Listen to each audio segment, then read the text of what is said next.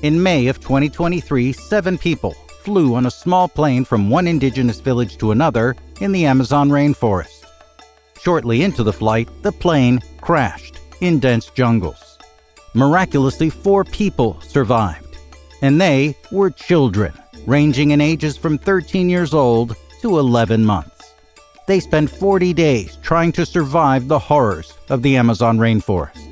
This is the latest story for the Mysteries of Latin America podcast.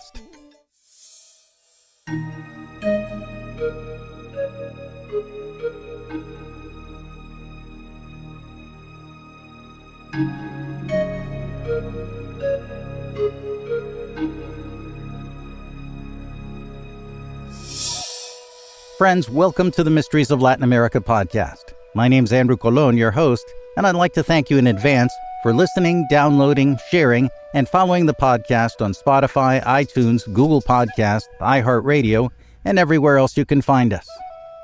With your help, we can make sure that everyone can tune in to all the episodes and find out more about the mysteries of Latin America. And this week's mystery is amazing. Despite horrible weather and conditions, 4 children who were lost in the Colombian region of the Amazon rainforest after the aircraft they traveled in crashed were rescued after 40 days in the dense and dangerous jungles. Lost and alone, the 4 children, Leslie, now 13, Soleini, 9, Tien Noriel, 4, and Kristen, now a year old, were found thin and weak but very much alive on Friday, June 9th after a rescue operation that combed through more than 2,500 kilometers or 1,600 miles of dense forests. They were traveling with their mother, Magdalena, from the Amazonian village of Araraquara to the town of San Jose del Guaviare, the first leg in a journey from their indigenous community to the nation's capital of Bogotá, when their small plane crashed early May 1st after diving nose first into dense rainforests. Where they crashed is between the departments, which down there are similar to provinces or states as we know them, of Guaviare and Caquetá in southern Colombia, a wilderness inhabited by all manner of wild animals like jaguars, pumas, dangerous insects, dangerous plants, and poisonous snakes. The children are members of the Huitoto indigenous community, a group inhabiting areas of Colombia and Peru, and were traveling with their mother and 2 other adults, including the pilot, when their small plane crashed. Magdalena Mucutuy and her 4 children were leaving their old life behind in the indigenous reserve where they lived near the Amazon rainforest, and were on their way to join Magdalena's husband and father of the youngest 2 children, Manuel Ranoque. Manuel Ranoque is an activist for the indigenous community, and he had left the reserve after he was allegedly threatened by members of Colombian FARC guerrillas in the area. The FARC, F-A-R-C, is an acronym in Spanish that stands for the Fuerzas Armadas Revolucionarias de Colombia, a Marxist-Leninist guerrilla group that's been in conflict with the Colombian government since 1964 and has been reportedly involved in everything from kidnapping and illegal mining to extortion and terrorism against anyone who stands in their way, and who have had many conflicts with indigenous groups who want to protect their ancestral lands. During the flight, the pilot of the avian line Cessna 206 reported an emergency with one of the plane's engines, and then all contact was lost. The plane fell nose first into the dense forests and into the forest floor, destroying the fuselage, and where at least the pilot and another occupant were killed in the impact. Reports conflict still as to whether the children's mother also died on impact, or whether she was severely injured for days before dying from her injuries. At a press conference, the children's father reported that oldest daughter Leslie told him that her mother was alive for about 4 days after the crash, and that her dying words were to leave her there and to look after themselves and survive and get to safety. After somehow climbing out of the wreckage, where the back part of the plane was still tangled in the trees, the older children made it to safety, but the youngest child, 11-month-old Christine, was still on the plane. According to the children's maternal grandfather, Leslie somehow spotted her sister's tiny foot in the wreckage and managed to pull her free. The children were alive. Now they had to survive and make it to safety. Leslie, the oldest, was able to put together a small case from the wreckage of the airplane. In it, she put some farinha, a type of cassava flour that is a staple food in the Amazon region, a towel, a flashlight, 2 cell phones to keep themselves distracted at night, at least while they still had battery, a music box, clothes, and some sodas, along with a small tarp. They hung the tarp as best they could to try to shield themselves from unforgiving rains, and found enough food and water for 40 days and nights in a remote area of the Colombian Amazon. In that part of the Amazon, it can rain for as much as 16 hours of the day. Everyone connected with the case agrees that what also saved the children was the knowledge and instincts they'd acquired as members of the indigenous Huitoto group, where from a young age the children became well-versed in everything related to the rainforest. When their cassava flour and fruit ran out, the children ate seeds they found in the forest. Leslie knew which seeds to eat and which seeds not to. They managed to find fruit and sources of fresh water, which saved their lives. Remember, these are 3 young children carrying an 11-month-old infant in the jungles. On May 1st, 2023, the day the disappearance occurred and was reported, civil and military authorities set up a unified command post to prepare to look for the crash and any possible survivors. These military authorities agreed to work together with indigenous trackers who had an expert knowledge of the area. These 2 groups were not always on the best terms, but they got together to find the crash site. They named the rescue operation to find the survivors Operación Esperanza, Operation Hope. About 150 soldiers and dogs were flown into the area to team up with dozens of indigenous volunteers, and they began searching.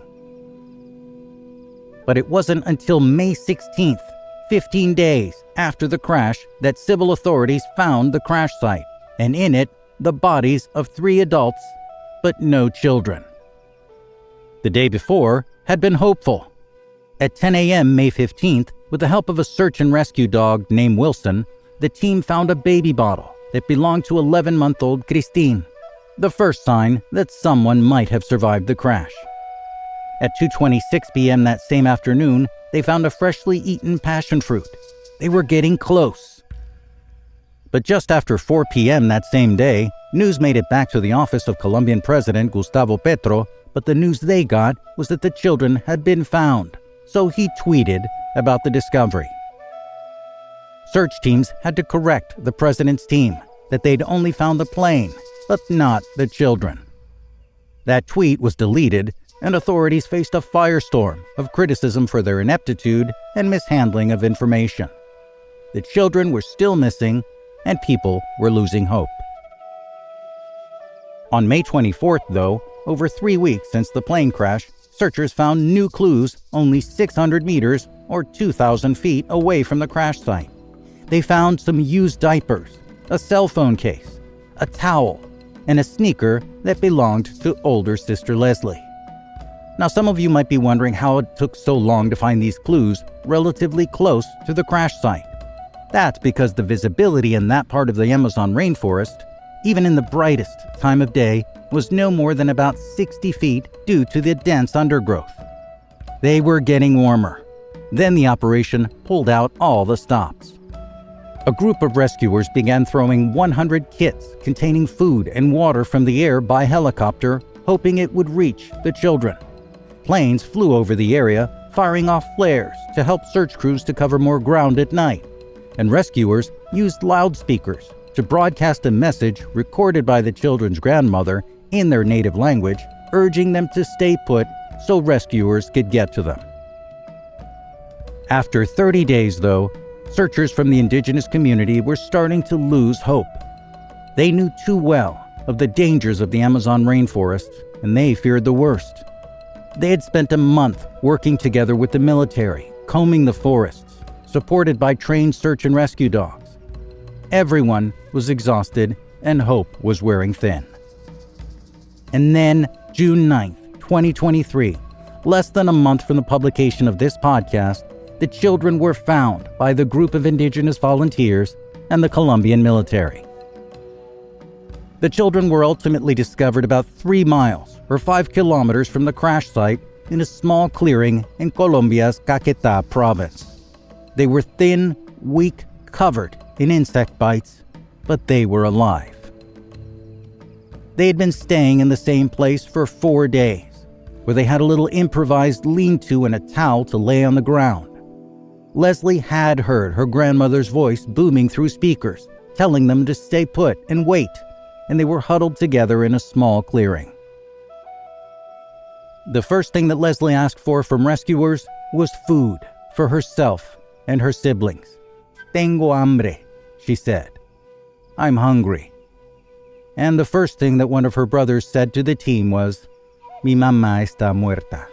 My mother is dead.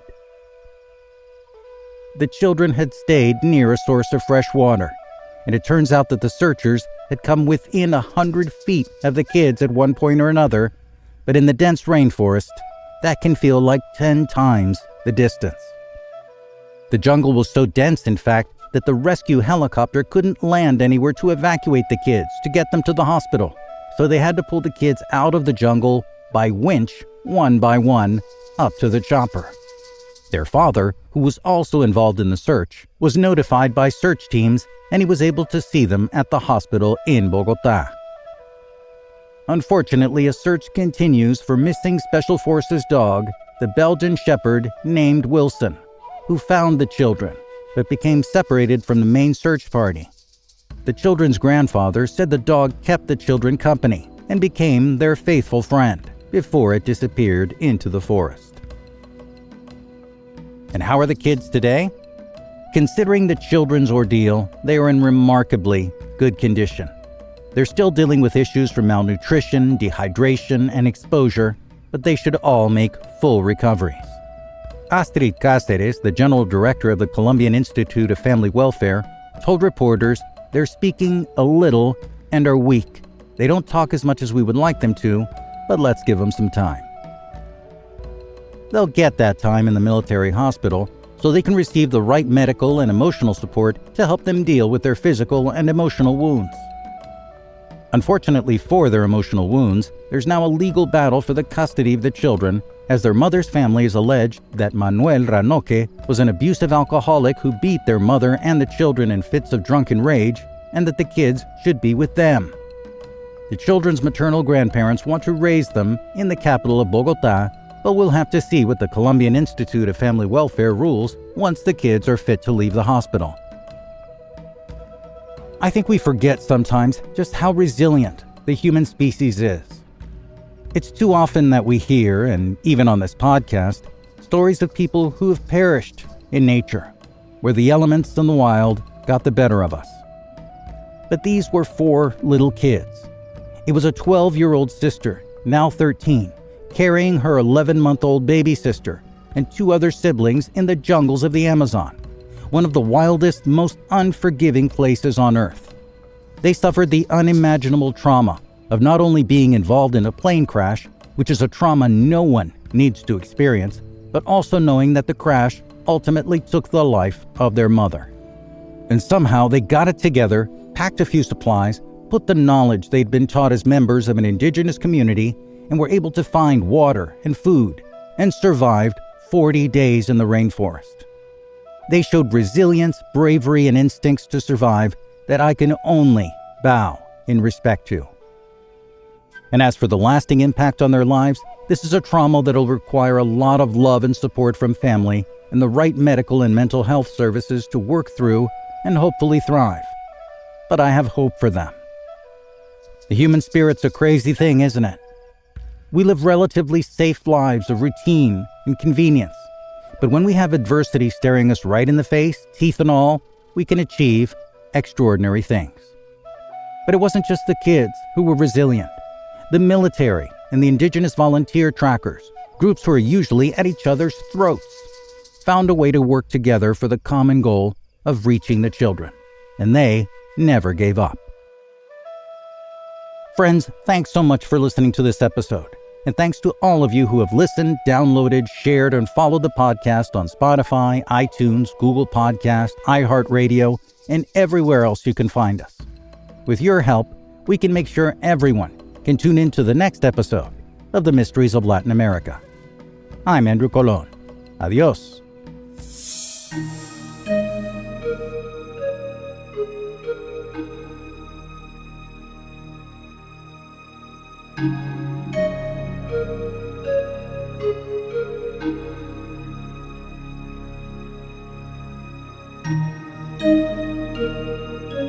Thank you.